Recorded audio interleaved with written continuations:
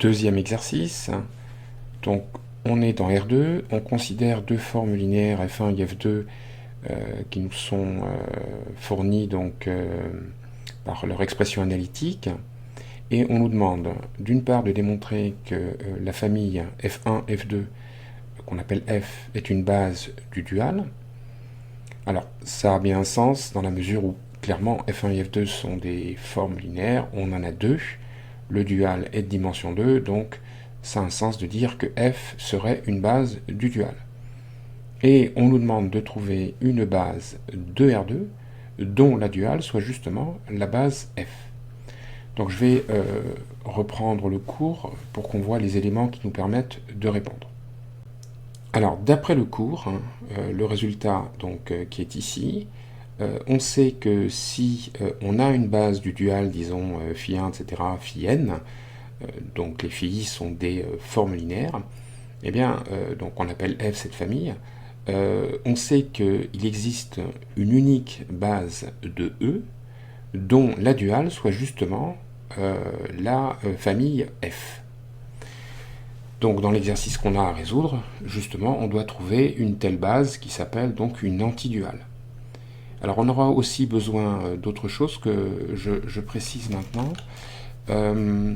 Donc supposons que dans E, on ait une base B. Donc si un vecteur x s'écrit par ses coordonnées dans B, x1, etc., xn, je sais que phi de x est de la forme combinaison linéaire des xi.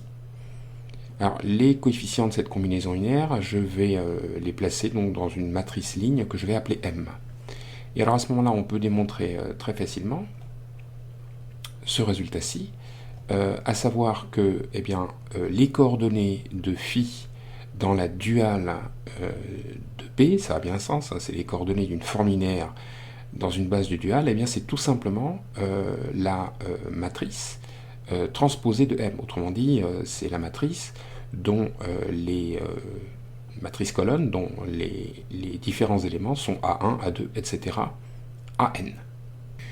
Donc je reviens à notre exercice et on va donc montrer que la famille F1, F2 est une base du dual. Donc pour ça c'est très simple, je vais considérer donc la base canonique C égale disons C1, C2, la base canonique de R2. Et donc d'après ce que j'ai dit, en fait on connaît les coordonnées de F1 dans la duale de la base canonique, à savoir donc les coefficients que je lis ici, 3 et 2. Et puis, de même, je connais les coordonnées de F2 dans la base duale de la base canonique, ça fait 1, 1. Donc, d'une manière générale, lorsque je dispose d'une famille ayant le bon nombre de vecteurs par ses coordonnées dans une base et que je cherche à savoir si cette famille est une base de l'espace dans lequel je travaille, ben, il suffit que j'écrive la matrice dont les vecteurs colonnes sont les coordonnées des différents vecteurs dans la base en question. Donc ici, ça fait ça. Et il suffit de voir que cette matrice est une matrice inversible. Ben, c'est évident que c'est le cas. Les deux vecteurs colonnes ne sont pas collinaires ou le déterminant est différent de 0. Et donc ceci prouve que notre famille F égale F1, F2 est une base du dual, de E étoile. Bien.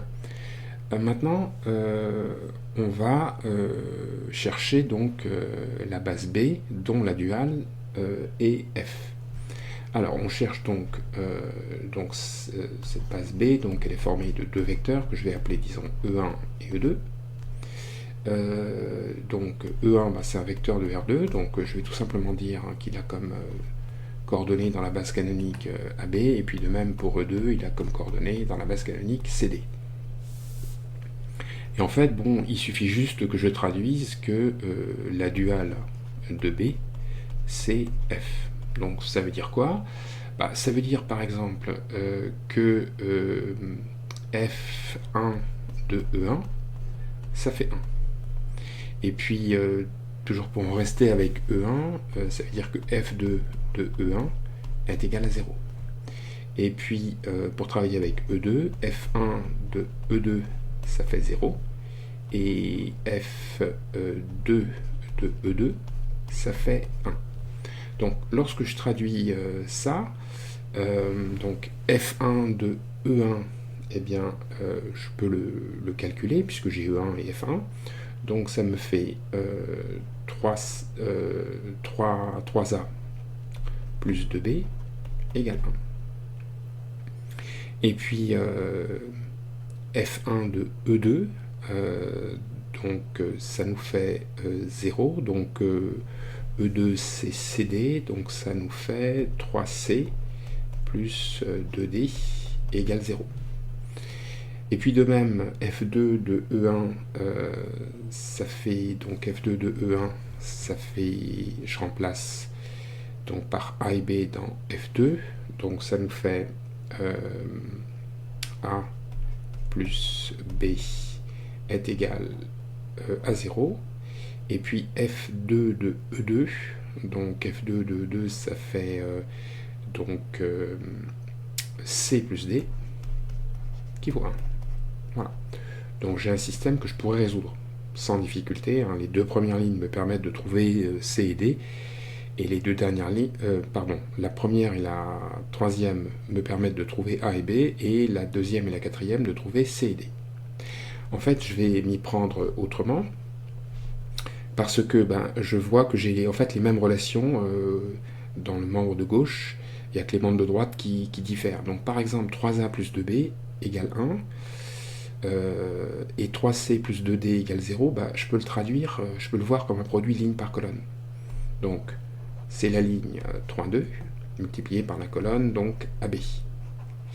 Et donc ça va valoir 1. Et puis 3C plus 2D, ça fait donc la ligne c'est 3,2 et la colonne c'est CD. Donc là j'ai une matrice qui apparaît, et puis là il y en a une autre. Voilà. Donc ça, ici ça fait donc 0. Puis je fais pareil pour les deux dernières relations. A plus B, je peux le comprendre comme une fois A plus une fois B égale donc 0. Donc 1, 1. Par AB, ça fait donc 0. Et puis de même, C plus D égale 1, c'est le produit de cette ligne par cette colonne qui fait 1. Voilà. Donc, je vois que les choses prennent un tour différent. Je vais donner un nom à ces deux matrices. Celle-là, je vais l'appeler A. Celle-là, je vais l'appeler M. Là, évidemment, je reconnais la matrice identité. Je vois donc que AM est égal à I2. Bon, fatalement, c'est que M est inversible. Et que M, c'est A-1. Je rappelle que c'est M que je cherche. Donc, il me suffit juste d'inverser A. Donc, le déterminant, c'est 3 moins 2, ça fait 1. Donc, ça fait 1 sur 1. Multiplié par, donc ça fait 1, 3 sur la diagonale, et moins 1, moins 2 à l'extérieur de la diagonale. Donc ça me fait la matrice 1, moins 1, moins 2, 3. Donc ça veut dire quoi? Eh bien, ça veut dire que le vecteur, donc E1, pardon, je vais écrire ça ici, le vecteur E1, c'est donc la première colonne 1, moins 1, et puis le vecteur E2, c'est la deuxième colonne, moins 2, 3, ce qui répond à la question.